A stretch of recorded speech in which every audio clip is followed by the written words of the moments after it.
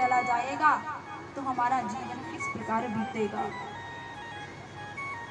आज गायों ने भी घास नहीं ग्रहण की, चारा नहीं ग्रहण किया, गायों के नेत्रों से भी अश्रु धारा प्रवाहित हो रही है। मेरे भाई बहन, श्रीमद् भागवत जी में लिखा है कि वो गायें नित्य निरंतर जो कृष्ण के कर कमलों से द्वारा दिए गए चारे को ग्रहण करती थी, जैसे ही उन गौ माता ने सुना कि कृष्ण प्रातः काल मथुरा की ओर चले जाएंगे, तो उस गौ माता ने आज घास ग्रहण नहीं की, आज चारा ग्रहण नहीं किया।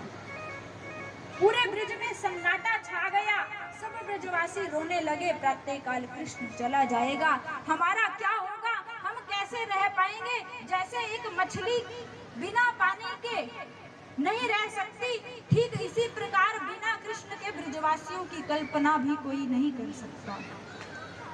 उन गोपियों ने जैसे सुना कि कृष्ण प्रातः काल जा रहे हैं, तो गोपियां आपस में चर्चा कर रही हैं, हे विधाता, तूने यदि वियोग ही कराना था तो मिलाया क्यों था कृष्ण से। गोपियों की वार्ता श्रीमद् भागवत जी में वर्णन की गई है। अत्यधिक व्याकुल कर देने वाली वार्ता श्रीमद् भागवत जी के अंदर वर्णन है, परंतु समय अभाव के कारण प्रातः काल यहाँ यशोदा जी को प्रणाम किया। कृष्ण ने यशोदा जी के चरणों में सर झुकाया।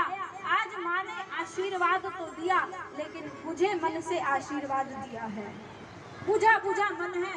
अरे कन्हैया, जब तू प्रातः काल जंगल में गाय चराने के लिए जाया करता था, तो मैं इस आस पर जी लेती थी कि तू शाम को लौट कर आ जाएगा।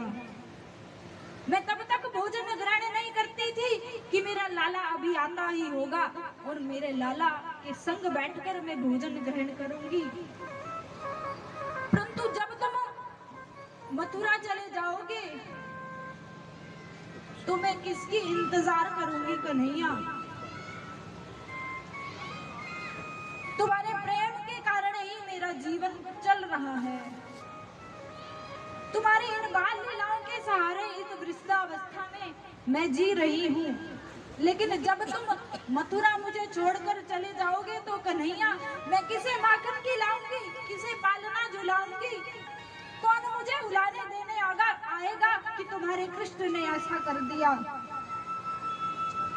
बाल कृष्ण ने अपनी मैया को सांत्वना दी, मैया मैं कोई बरसों के लिए नहीं जा रहा, आज जा रहा हूँ, कल आ जाऊंगा, कल नहीं आया तो परसों तो अवश्य ही आऊंगा। मैया के हाथों से तिलक की और जोत की थाली नीचे गिर गई, लोटा हाथ से छूट गया, पछाड़ खाकर गिर गई यशोदा मैया। कोई सुध भी नहीं रही यशोदा मैया को। जैसे ही नंद भवन के द्वार पर पहुंचे, गोपियों ने कृष्ण से कहा, कृष्ण यदि तुमने हमें छोड़कर ही जाना था तो हमसे इतना प्रेम क्यों किया। यदि प्रेम किया है तो इस प्रकार हमें तड़पता हुआ बिलखता हुआ छोड़कर मत जाओ। सब गोपियां द्वार पर लेट गई और कहने लगी, यदि कृष्ण आप जाना ही चाहते हो हमें छोड़कर तो जाइए, आपको कोई नहीं रोकेगा, परंतु अपने रथ को हमारे शरीर के ऊपर से गुजार कर जाओ ताकि ये प्राण भी आपके साथ साथ चल दें। इन प्राणों की सार्थकता तब है, ये प्राण तब सार्थक होंगे जब ये आपके कुछ काम आ पाएंगे। बिना आपके रहकर हम क्या करेंगे इस ब्रिज में। हमारा तो धन ही आप हैं, मन भी आप हैं और तन भी आप ही हैं। यदि हम अपनी आंखों में काजल लगाती हैं तो ये सोच कर के कन्हैया आपको काजल प्रिय है, इसीलिए हम अपने नेत्रों में काजल धारण करती हैं। हम यदि अपने हाथों में चूड़ियां पहनती हैं तो ये सोच कर के इसकी खन खन कन्हैया को प्रिय लगती है, इसीलिए हम अपनी चूड़ियां धारण करती हैं। मांग में सिंदूर लगाती हैं तो कन्हैया हम तुम्हें खुश देखने के लिए लगाती हैं, और कन्हैया तुम हमें छोड़कर जा रहे हो। अरे गोपियों, मैं तुम्हें छोड़कर नहीं जा रहा, मैं आज जा रहा हूँ, कल नहीं तो परसों लौटकर अवश्य आ जाऊंगा। कृष्ण ने एक बात कही, गोपियों यदि तुम अपने सुख के लिए जाती हो, अपना सुख, तो मैं नहीं जाऊंगा तुम्हें छोड़कर, लेकिन यदि तुम्हें मेरा सुख प्रिय है तो मुझे मार्ग दो, मुझे यहाँ से जाने दो।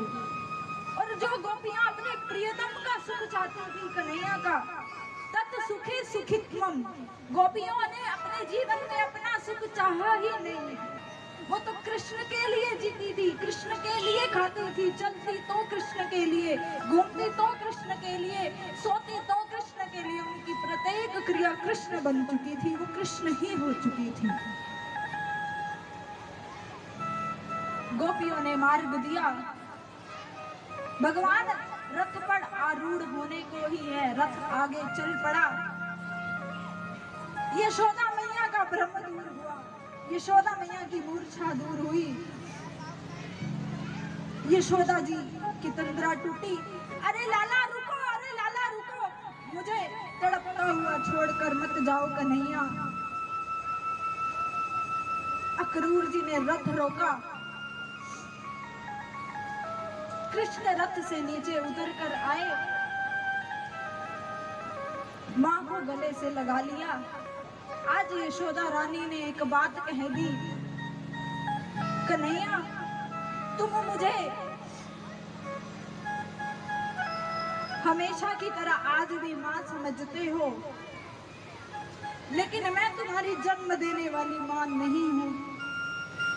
कन्हैया तुम्हें जन्म तो देवकी ने दिया है,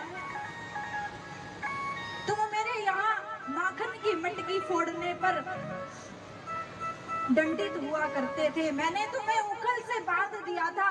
कन्हैया मेरी उस उखल से बांधने वाली बात को भूल जाना, मुझे भूल जाना, मेरी किसी बात को याद मत रखना, मुझे अपनी दासी बनाकर अपने साथ ले चलो कन्हैया।